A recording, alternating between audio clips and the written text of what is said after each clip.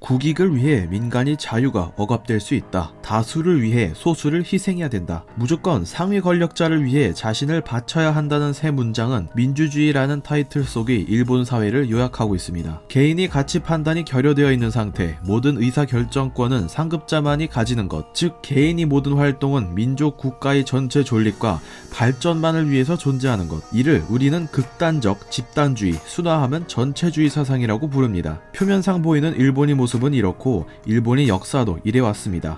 하지만 이런 전체주의 사상 이외에도 일본인들이 가지고 있는 특성이 또 하나 있는데요. 실수를 반복하며 미래에 어떤 문제가 발생할 것이 예측될 때 즉시 해결하려 하지 않고 결국 큰 문제로 떠올라야만 해결한다는 점, 즉 미래를 낙관적으로 보려 한다는 것이며 이미 많은 사례가 그것을 증명하고 있습니다. 소니 워크맨, 메모리 스틱, 파나소닉이 가전, 엘피다 메모리, 램버스 올인 사태, 이들이 시장에서 사장된 전례는 수도 없이 많습니다. 모두 시장 변화에 대한 위기의식 없이 미래를 낙관적으로 판단한 결과인데요. 일본 내의 반도체 산업은 쇠퇴한 지 오래전 일이며 일본 소재 업체들이 먹고 살 길은 오직 한국과 중국으로 반도체 소재를 수출하는 것뿐입니다. 하지만 일본 정부와 기업들은 수출 규제는 국익을 위한 결정이니 어쩔 수 없다며 각자 스스로를 합리화했습니다. 일본 정부는 한국이 뿌리를 주름잡는 반도체 산업에서 일본 소재가 차지하는 비중이 높다는 것을 토대로 반도체 소재의 원천을 차단하면 한국이 머지않아 자신들이 뜻대로 움직여주겠지. 그때 수출 규제를 풀어주면 돼 라고 미래를 함부로 낙관하며 자국 기업들이 입을 손해는 적을 것이라는 판단을 언론사를 통해 한국에 노출시켜왔습니다. 수출 규제 품목을 생산하는 기업들은 자신들이 몸담고 있는 사업이다 보니 이런 일본 정부의 이견에 의심은 했지만 그들 역시 국익을 위해서야 머지않아 수출 규제가 철회되겠지, 한국에서 자체 생산하는 등이 또 다른 방법이 있겠지라며 낙관적으로 바라왔습니다. 그렇게 4개월의 시간이 흘러 낙관하며 두 손 놓고 있던 결과가 나타났습니다. 중국은 2025 반도체 굴기의 가속화로 이제 원료를 완전히 자급자족하는 상황에 이르렀으며 한국은 속속 국산화 및 공급처 변경에 성공해버렸습니다. 일본 정부를 믿었던 수출 규제 피해 기업들은 이제야 발등에 불 떨어진 신용을 하며 느지막이 정부를 향해 쓴소리를 내놓고 있는 상황인데요. 일본 기업인들은 속속 한국에게 일본 정부의 정책은 잘못되었다는 생각을 드러내고 있습니다. 지난 11월 15일 한국 전국경제인연합회, 일본경제단체연합회가 도쿄에서 2년 만이 재개회의를 열었습니다. 일본과 한국 측 모두 국가 간이 좋지 못한 현 상황 때문에 다소 얼어붙은 표정이었지만 이럴 때일수록 민간 기업이 나서야 한다는 것에 뜻을 같이하며 분위기는 점차 안정을 찾아갔습니다. 이어 한국 측이 일본 측에 정부를 상대로 문제 해결을 위해 노력해달라는 메시지를 전달해달라는 의견을 내놓자 일본 측은 마치 쌓여있던 게 터져나오는 것처럼 불만을 토로해내었습니다. 일본 경제단체연합회는 일본 정부에 대한 불신과 실망감을 연일 드러내었는데요. 대한국 수출 규제에 따른 일본 소재 기업들이 타격은 매우 적을 것이라며 겉으로는 큰 소리 빵빵 쳐대지만 실상은 전혀 그렇지 않다고 합니다.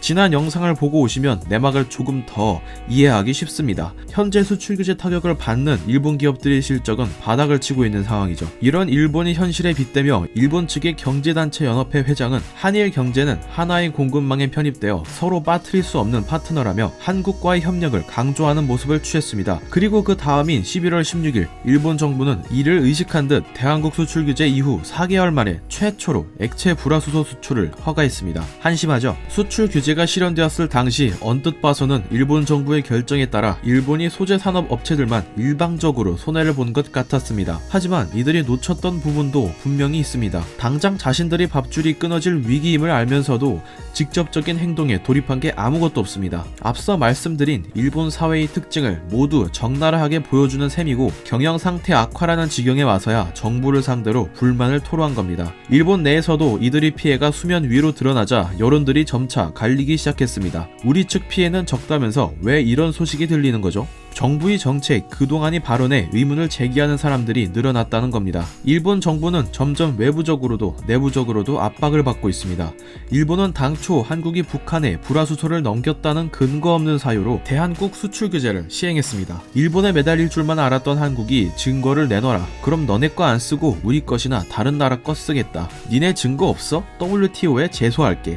3종 콤보를 일관되게 날리며 심판의 날이 다가오자 이제야 위기의식을 느낀 겁니다. WTO는 일본이 특별한 이유 없이 수출 허가를 미루면 부당한 수출 통제로 판단, 한국 손을 들어줄 것이 뻔하기 때문이죠. 일본은 지금껏 찔끔찔끔 수출 허가를 내어주고 있습니다. 세계무역기구 싸움에서 빠져나갈 돌파구를 마련하고 있는 것으로도 해석할 수 있죠. 이는 반대로 한국 수출 규제 시행의 근본 원인이라 칭하는 북한 밀수출에 대한 명백한 증거가 없다는 뜻이기도 합니다. 지금까지 레퍼토리를 살펴보면 근거 없는 주장, 위기의식, 약간의 조치 이 세 가지가 계속 반복되고 있습니다.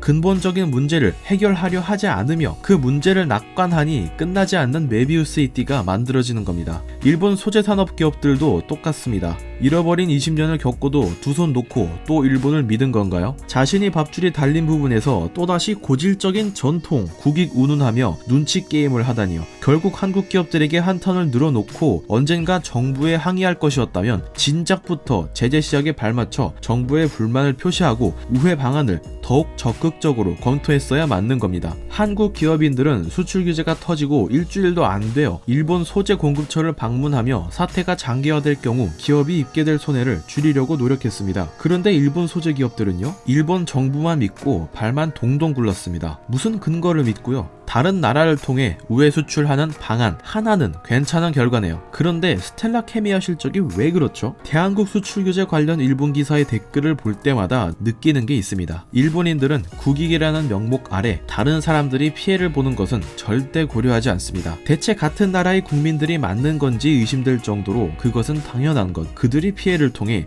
일본이라는 국가의 위상이 올라서는 것이다 라고 생각합니다. 불쌍하다는 생각을 안 한다는 거죠. 피해 당사자들조차 낙관합니다. 자신이 밥줄이 걸린 문제인데 남이 해결해 주길 기다립니다.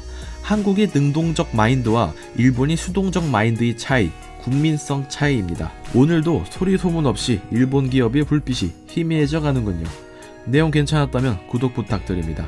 오늘도 귀한 시간 내어 영상 봐주셔서 감사합니다. 좋은 하루 되세요.